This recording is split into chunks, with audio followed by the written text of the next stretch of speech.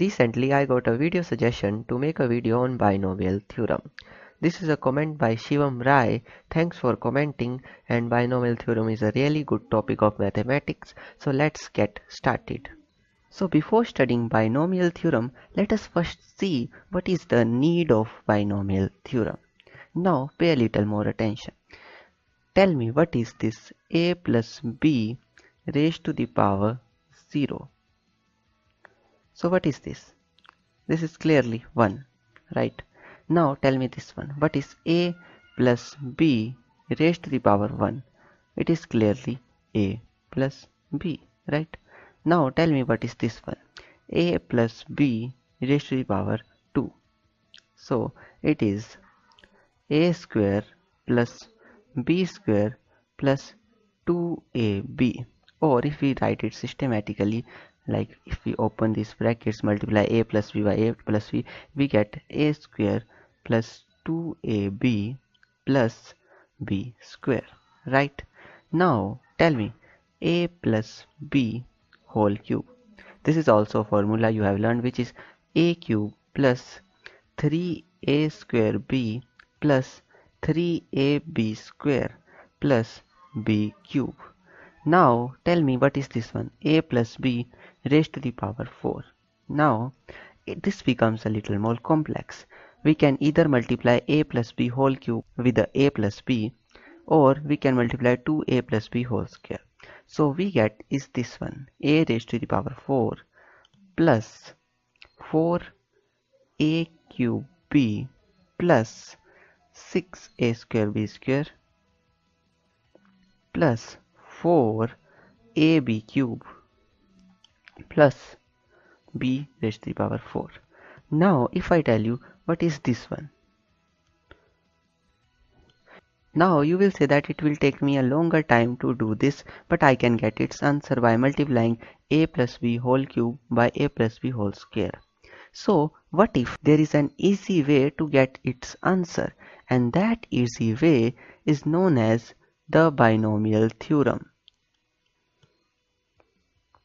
So binomial theorem helps us, like this is the theorem which is used to expand high powers of a function or numbers like 93 raised to the power 5 or something. We can expand these things also.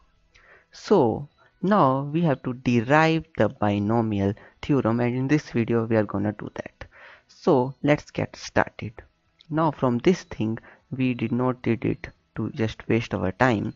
We observed something. For example, if there is a power of 0, then there is one term. If there is a power of 1, then there are two terms. If there is a power of 2, then there are three terms. If there is a power of 3, then there are four terms. And if there is a power of 4, then there are 5 terms. So there is a pattern that the number of terms is 1 greater than the power of the function. So this is one thing that we observe, and other thing that we observe is this one, that the power of a, in this one, a decreases by 1, and if there is b, its power will be 0. So the power of b increases by 1. Here the power of a decreases by 1 and b increases by 1, so here is no a. So this is another pattern that we see, that the power of a decreases from the maximum power in here to 0, and the power of b increases from the power of 0 to the maximum power which is here. So this is the second thing we observe. Now there are the other thing, which are these coefficients. These, here is a 1, here is also 1, here is a 2, here is a 2. We will take a look at this one because this one is systematic and we are going to write a series, so forget this one for some time. So here is a 1, here is also 1, here is also 1. Now we will take a look about these coefficients. So now we are going to do a very great thing, that is the Pascal's triangle.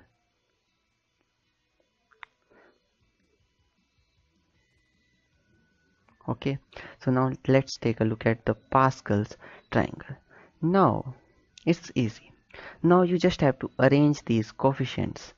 The coefficients of a raised to the power 0. Now for the sake of convenience, I will write an index in here which will go from 0, 1, 2, 3, 4, 5 and so on, which is representing the power, and here I will write the coefficients. Now let's write the coefficients. So for the power of 0, take a look in here. For the power of 0 we get a coefficient which is 1. So 1 in here in front of this one. This is a little far, so please don't get confused. Now for a coefficient 1, the power is 1, 1. Let me use a bright marker for this one because this is important. This is right, 1, 1. For the power of 2, the coefficient is 1, 2, 1. So 1, 2, 1. Now for the power of 3, the coefficient are 1, 3, 3 and 1. Now for the power of 4, the coefficients are 1, 4, 6, 4 and 1. Now you will be seeing a pattern in this triangle, and this triangle is known as the Pascal's triangle. See this is 1 and here is another one, here is another one, here is another one, here is another one, and 1 goes on like this. In here 1 plus 1 gives rise to 2. Here 1 plus 2 gives rise to 3, here 2 plus 1 gives rise to 3, here 3 plus 1 gives rise to 4, 3 plus 3 is 6 and 3 plus 1 is 4. So here is a pattern in here. This pattern is representing the coefficients. Now in here, from the things we observed, if we want to expand a function of a power of 4, now let's say we have to expand this but we don't know this formula. From the Pascal's triangle we can do this one, which is, wait a second, this is like this, this is 1, this is for 0, this is 1, 2, 3, 4 and this is not for 5. Okay, so for 4, now what if I want to expand this one, which is a plus b raised to the power 4 from the Pascal's triangle? Now I don't know this one. Okay, so what I know is that the power of a goes from the maximum power to a raised to the power 0. So let's do it. A cube plus this is cube plus a square plus a plus a raised to the power 0. Okay, now second thing I know that the power of b goes from 0 to the maximum power. So b raised to the power 0, b raised to the power 1, b raised to the power 2, b raised to the power 3 and b raised to the power 4. Now from the Pascal's triangle for the index 4 I get these coefficients. So I will write the coefficient 1, 4, 6, 4 and 1.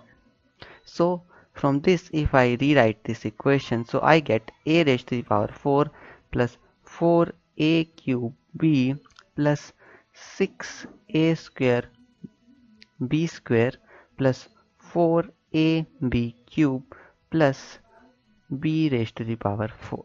So I got the answer. So see this, if I make a Pascal triangle and I know the pattern, I can expand powers. But for example, if I need to expand power of 8 or like 10, so I need to make a Pascal triangle to 10 and it will be a long process. So now our work is to simplify this one. So I need to simplify this one so that I get a pattern in which I don't need to make this Pascal's triangle. So now let's do that. So in this Pascal triangle, see this, we will use a concept of combination. Now a combination is something like this, which is NCR, which is equal to, let me use another marker which is this one, NCR is n factorial divided by r factorial n minus r factorial. Now, if you don't know this concept, I have not made a video on this concept. You can either learn it from another video on YouTube, or like I will make a video on future. If you want, you can comment down below. So this is a combination. Basically this tells us what will be the combination if the number of terms is n, and we are taking r for if there are three things and we are making combinations of two. So this tells us that. Now there is an interesting thing about this one, that nc0, which is nc0 is 1, and ncn is also 1. So from this thing we can use this one in here. So from this is representing 0c0 because nc0 is 1, so it's 1. And similarly this is representing 1c0. This is representing 2c0. This is representing 3c0. See this pattern in here, and this is representing 4c0, right? Now from this we can go for further, which is this is representing 1c1. From this is representing 2c1, and 2c1 is 2. Now for understanding this afterward this video, you need a good grasp of this topic. So either learn this one or write in the comments. I will make that video. After that you can watch this video or learn this one. This will be an easy process for you. So this is representing 2c1. This is representing 2c2 because nc1 is 1. Now let's go in here. This 3 is representing 3c1. This is 3c2, and this is 3c3. Now in here this 4 is representing 4c1, 4c2, 4c3, and this is representing 4c4. Now for your understanding, let me explain this one from this formula. This will give you an idea if you don't know this concept. N is 4, so 4 factorial divided by r is this one 2, r factorial 2 factorial n minus r, which is 2 factorial. So 4 factorial is 4 multiplied by 3 multiplied by 2 multiplied by 1. 2 factorial is 2.1 multiplied by 2.1. So this 2.1 cancels this one, this 2 cancels this 4, and 3 2s are 6, which is represented by this. Okay, now I hope you got a little understanding of this concept. Now from this we can see that the combination thing can represent the series. So from this we can let's write a series for a power 7. Now let's write a series for a power of 7. So for a power of 7, the combination thing will go like this, that is 7c0 plus, I will not write plus, let me write the terms first, 7c1, 7c2, 7c3, 7c4, 7c5, 7c6, and 7c7. Wait a second, let me go a little further. So this is the series. Now from this, if I want to expand, like I will write it in here with another marker, which is a plus b raised to the power 7. Now I don't need to make a Pascal Triangle. I can get the coefficients from this combination thing. So it's easy. Now I know that the power of a goes from 7 to 0. So I will write a raised to the power 7, a raised to the power 6, a raised to the power 5, a raised to the power 4, a raised to the power 3, a raised to the power 2, a raised to the power 1, and a raised to the power 0. Let me add the plus signs. I think I won't have space for writing b, but let's forget that first time. Now let me write b. Now the power of b goes from 0 to maximum power. So here b raised to the power 0 will be 1. In here there will be a b sitting right here. Here will be a b square. Here will be a b cube. Here will be a b raised to the power 4. here will be a b raised to the power 5, here will be a b raised to the power 6, and here will be a b raised to the power 7. So see this, we got our series from here. Now here's the interesting part. We studied this and now we can generalize this result. Now the binomial theorem, now we are going to write the binomial theorem, which is a plus b raised to the power n is equal to nc0 a raised to the power n, you are getting it from here, nc1 a raised to the power n minus 1 b plus nc2 a raised to the power n minus 2 b raised to the power 1, and so on to ncn a raised to the power 0 and b raised to the power n. And guys, this is the binomial theorem. This is how you understand the binomial theorem. See from where we got the binomial theorem, from finding patterns in numbers. Now we can also write this thing in a summation sign, which is summation of k is equal to 0 to like n c k a raised to the power n minus k b raised to the power k.